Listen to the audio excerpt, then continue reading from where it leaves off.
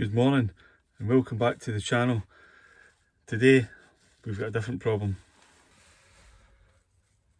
So it's a Sunday morning and I'm going to deal with a problem that we've had for a while now that I'm not looking forward to, because we've been here before a couple of times and it's pretty much all my fault really. I could blame Amy actually, it was definitely Amy's fault. So when we built this van back in 2016, so 8 years ago, we probably should have did something different with the flooring.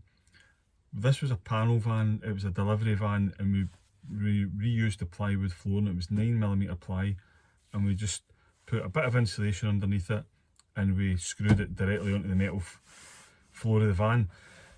Now, in hindsight, watching other people's conversions, far better ways of doing it. We should have put Kingspan insulation in, we should have probably glued battens to the floor, we should have probably used, thicker plywood, but we didn't.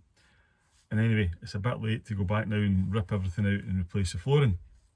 So there's 3 places in the floor now that are sort of sinking. One under the table, there's one in the bathroom, and there's one under this rug in the kitchen. I'm going to lift them and expose them and see what's going on. Now, the one at the front, we definitely had water coming in from the skylight that's above. This is our bed that comes down. There's a skylight above there, and I think the water was getting in there, and I think the sealant had basically deteriorated with the UV light and whatever over the years. So I've rebonded that, and the water stopped coming in. So I think that's the problem for that one. The one in the middle, I don't know why that's causing a problem, and the one over there, I hope it's not the shower leaking. We'll find out. Let's go. So down here underneath this table, that's one of the problem areas we've got, and then the other problem area we've got is under this rug. There's a map there. And then in the bathroom, this concerns me, because in the past we've already replaced this and it was water from the drain of the shower. I've had to replace all the shower. I'm hoping not to replace the shower this time. Here's the problem here, so you stand there, that's sinking right down to it. God only knows what the soup's like.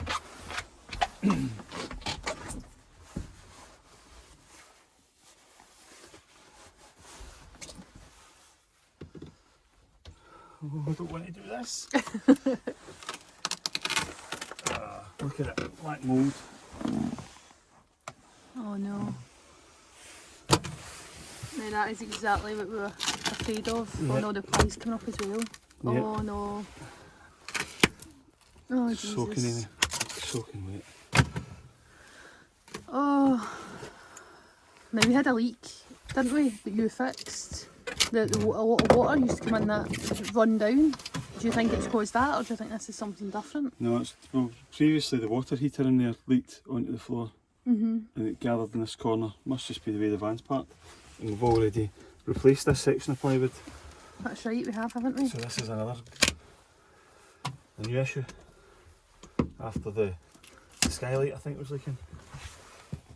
I'm just exposing the extent of this. So this piece of wood here was rotten, and it's the whole front of that's rotten where the lights are, because this is just like a frame. We've got all this lifted. Yeah, going well. Okay, so that's all the flooring exposed. I suspect the water's running down. This is wet here, so I suspect the water's running down from the skylight above. It's coming down somehow behind all this, or maybe it's that window that's leaking. But anyway, it's gathering here and then it was just gathering there. So as you can see, this flooring, we've put this straight onto the metal floor. Don't recommend that nowadays, but this was done 8 years ago. This is a 2010 Citroen Relay van, and the conversion was done by us in 2016. So considering it's had screws into it for all these years, there's no any rust, which is, people always tell you don't screw directly into the floor, but it's actually survived okay. But saying that, still don't recommend it.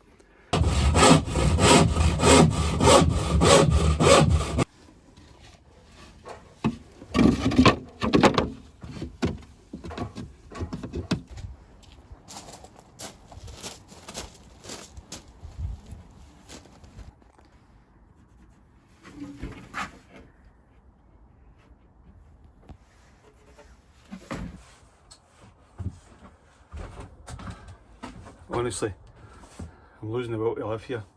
This shed is upside down with stuff. I can't find anything. I'm going to need to stop what I'm doing, tidy this up, just so I can find the right size drill bit.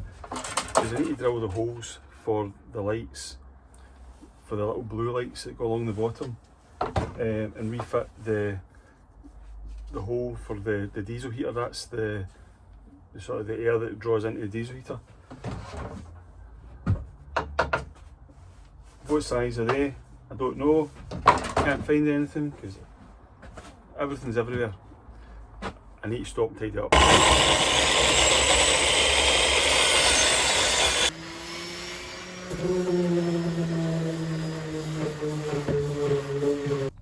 So the problem we've got here is this part of the van curves. Now I could just guess and try and cut it with a knife and hope for the best, but you end up, you know, going through lots of material. So you can get fancy tools for doing this, but the other way you can do it, you can use these washers, and you get the washer and your pen, and you put it against the edge of what you're about to mark. This should work hopefully. That might need, oh, I need two hands here. What I'm trying to do is, don't know if I can do this with one hand. Cut the corner off there, just to let it fit closer in. What I'm going to do is use this washer, and hopefully if I do that, and follow the line round. If I put that, I don't know if I put that in the right place in fairness. I would say that looks not too bad. So what I've done is I managed to scrape a line. This is the rail trim, so it's like a fabric. This is the anthracite 4-way stretch material, so it stretches in 4 different directions. It's pretty easy to work with. It covers a multitude of sins. So basically what you do, you cut it roughly to the size you want. On the back you get spray glue, just this type of stuff. You spray it on the back and you spray it to whatever you're sticking it to, the plywood in this occasion. And then you give it about 5 minutes to sort of go tacky. And then you just press it on it. And once you've done that, you got your roller and you can put it on. And it's pretty good. Covers up lots of mistakes, lots of rough edges. Now all I've done is I've done it so far up, because what I need to do next is fit these little blue spotlights back in, and I need to connect all the cables up, put the top part of wood in, and then I'll finish the fill trimming right over the top. Now this fill trim, you can get it for lots of places on the internet. This stuff, I've always bought the same stuff from a company called Mega Van Mats, and they'll send you a pack, whatever colour you want, and they'll sell you the spray glue, they'll sell you Stanley blades, they'll sell you the little roller. Like I said, we've probably been a bit overkill with it in this van. It's probably brought it in a little bit too dark. I think if I was doing it again, I would probably sort of limit the amount of veil trim. But if you're doing plywood builds, it's sort of quick, it's easy, it's a good finish. You don't need to be too good at carpentry or woodwork to use it. You just sort of make a rough box and then it covers it. So that's the veil trims sort of going on. So the next section is the fit the lights back on. I'm just connecting up these lights using these maintenance free connectors, Wagos or Wagos, whatever you call them. push the cable in and it grips it, clamps it. I just use one of these tools for laying carpets just to get this nice and neat. So just scoring along the bottom of your standing life just to get a nice neat edge. Seems to do the trick.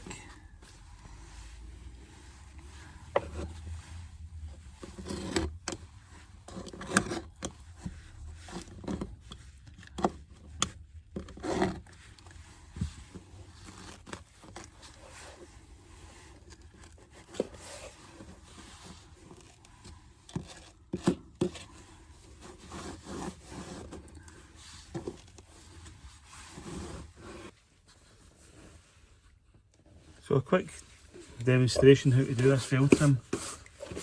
4-way stretch, just roughly clean the area, and then what you want to do is just get your piece of material cut roughly to the correct size. The one thing I'll say is it goes through Stanley blades and scissors like you've got no idea. It's really quite harsh on them. Must be quite a sort of brutal material to sort of go through. So once you've done that, you want to get your spray glue. And if you buy this from Mega Van Mats, they'll give you spray glue, or you can buy spray glue from them, but this is just a screw fix one. So you just want to coat the back of the wheel trim like that. It is pretty messy, but it will come off with white spirit if you get it on the floor or other parts of the wheel trim. And then spray this side as well. Try not to get it too much places. And once you've done that, you just want to leave it for maybe a few minutes till that gets tacky and that gets tacky. Okay, so I've left that to go off for a few minutes. So then all I'm doing is just offering up the material. And it is pretty stretchy and workable because, as you can see, this part here, it's shaped round it. So if you're doing round weird shapes with like wheel arches and stuff, it does work pretty decent. It will stretch into most shapes actually without too much effort. So just work it into the corners. I've got this extra spotlight in just to see what I'm doing. And then, I mean, this is the inside of a cupboard and nobody's ever going to see this when it's finished, you know. So it doesn't need to be too brilliant. It covers up all sorts, and then I'm just using this thing just to get it into the nooks and the crannies. And then once I've done that, I'm just going to use this and run my knife. Probably need to change my blade, but it might work. Another few turns, and then that does that.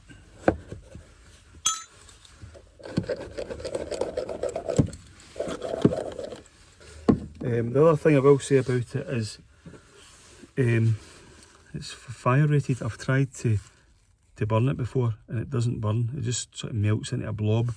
So if you're ever concerned about fire rating, putting it next to the gas hob or anything, don't worry too much because it doesn't actually ignite. Okay, so that's most of the wheel trimming done now, so I just need to refit the top part of the wood. So I've got this nice little space for storing stuff in. I've been having a bit of bother with my car. So the drive shaft was clicking as I was turning corners, so I thought I'll change the drive shaft. And then I had another noise coming off it, like a rumbling noise. I thought this was like after I changed the drive shaft, which I didn't have before. So I stupidly went down a rabbit hole and I picked up a new drop link, which was only a year old, so I was only done the suspension last year. And I picked up a new track rod outer, track rod inner. Complete waste of money because that wasn't the problem. The problem was the drive shaft that I'd just bought was faulty. But hey, they don't take them back, do they? Bit of an internet scam, so I bought it cheap and I bought it twice. I think it cost me about, I think it was about £90, something like that. So anyway, I went to my local motor factors like Andrew Watts in Glasgow that I've always used and I've always trusted, and I spent £150. I got a new drive shaft, swapped it over, no issues whatsoever. So, faulty drive shaft. So what I've done with the old one, just as a reminder, is I screwed it to the wall. And this is our dining room, so it's a bit of an old garage theme in here. So yeah, so the drive shaft's now attached to the wall. Now you never believe it. It took me longer to fit it to the wall than it did to fit it to the car. It was an absolute pain in the arse trying to lift that away up there and get the brackets to stick to the wall. So yeah, I'm not sticking any more parts into the wall, but that'll do me for now. It just goes along with the camper van. So.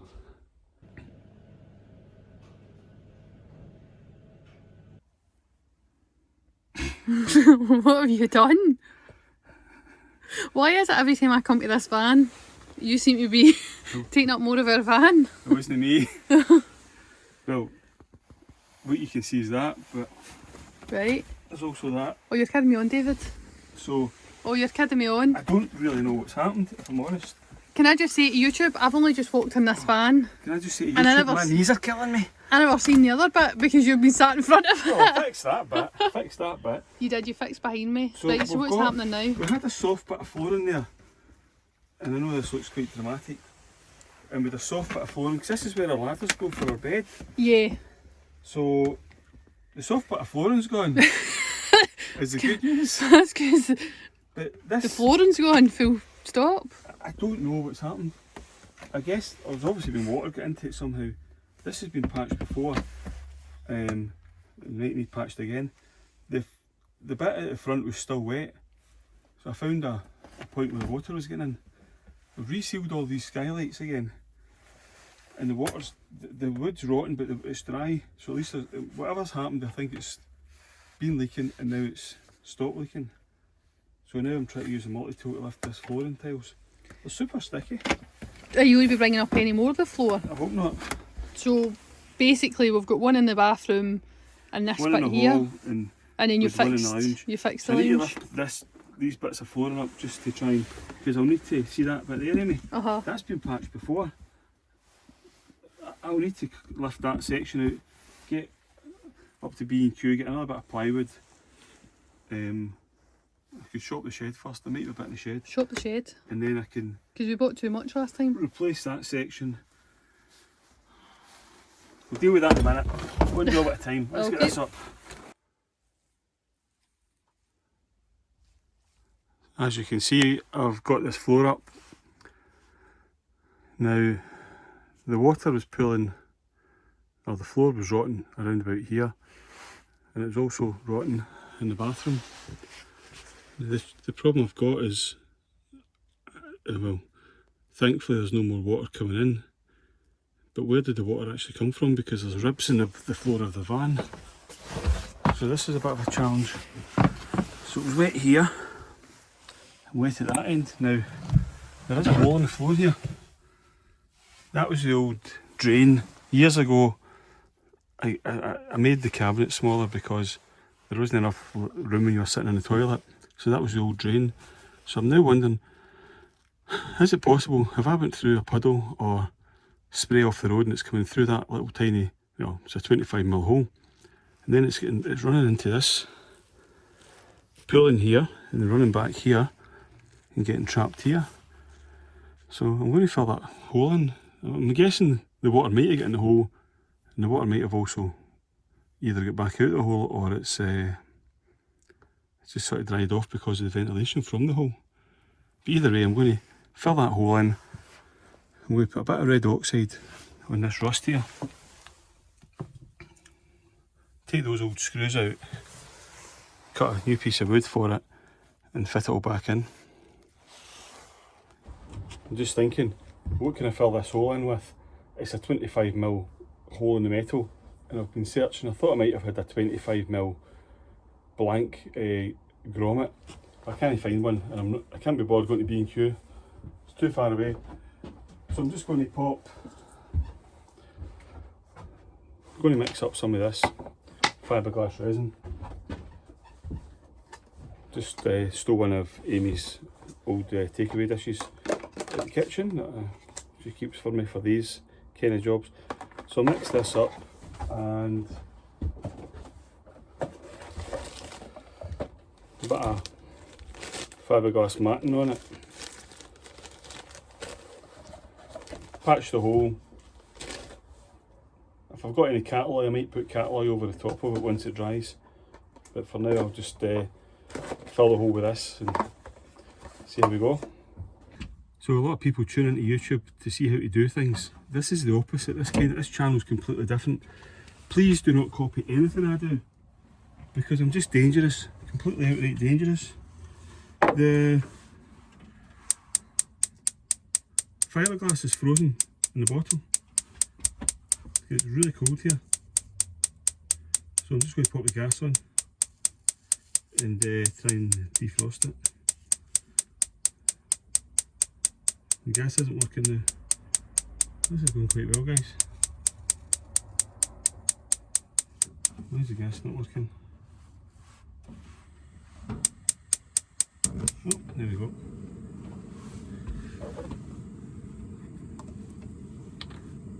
There's a little drop left at the bottom of the tin. This is all the same we go to B&Q. So maybe if I just stick that there,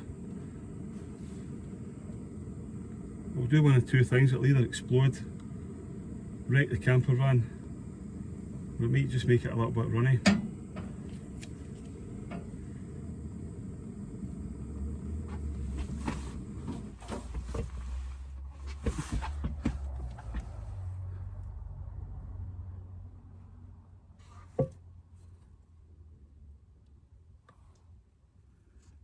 There we go. Genius at work. So I've just put the glass fibre matting down, mixed a little bit of this up, and then it's just a case of chucking that on top.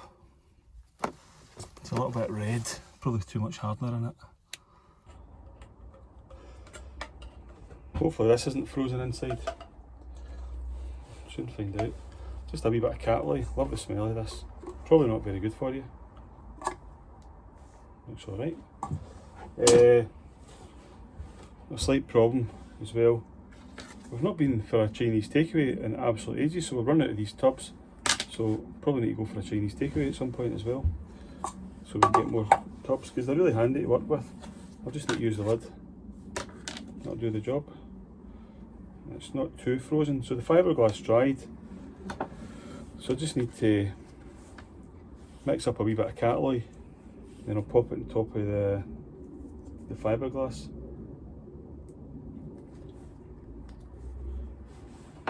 Hopefully that'll do the job. So I filled that corner with cat oil. I've sanded back the rusty metal next to the shower tray, and I've put a paint on it called red oxide. It's just like a primer paint. It doesn't look pretty, but it will prevent the rust from coming through. And I've also put it through all the screws. I've cut the wood, the new plywood, ready to go down. I'm just letting the paint dry. I'll show you the red oxide. So like I say, it doesn't look pretty, but it does the job it's supposed to do. So that's the red oxide down.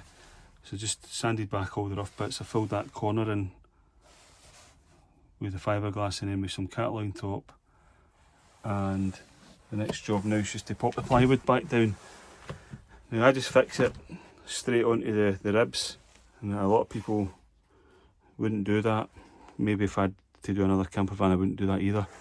But what I'm going to do is fix it to the ribs, and then the corners where I've got no real sort of support there, I'm going to get Evo sticks like shit, build up the corners and then press the plywood into the top of it, just to give it a nice solid base. And then after that I'll put filler round the the gaps just to tighten it all up and let all that dry. So if you are watching these videos and you're a car thief or a van thief, I'd ask you to switch off now, because I'm going to show you my secret compartment. Right, I'm trusting that the people that are still watching are not car thieves or van thieves. These are all decent human beings. So I've just popped that little lock on there. It's just a little locker lock that just popped in on the inside there. It means I can put some bits and pieces in there. It's, don't get me wrong, it's not going to keep people out if they're determined to break in, but it might slow them down. So yeah, that's all back together again. I've still got to clean the floor a little bit, but it's not too bad at all. I've left this uncovered because I wanted to see if the water came back in, because what I did up the top was on the outside is I popped some Silkaflex onto a part of the roof. I'm out here messing about with this floor again, so I've got it all filled, I've got it all sealed. So then I've just used some PVA glue there. A massive container filled with that. I mean, that will last the rest of my life, I think that will. So I've put that down. I just put it down neat. I think sometimes people put it down with a wee bit of water in it, but I just put it down neat, based on absolutely no experience or knowledge of the product in any way, shape or form. I just did it that way. I don't know if that's good or bad, but that's the way it's done. So I'm going to let that dry, and then I'm going to get once it's tacky, I'll get the flooring. I'll maybe wear it if it's completely dry actually. I've got the wee heater on it just now.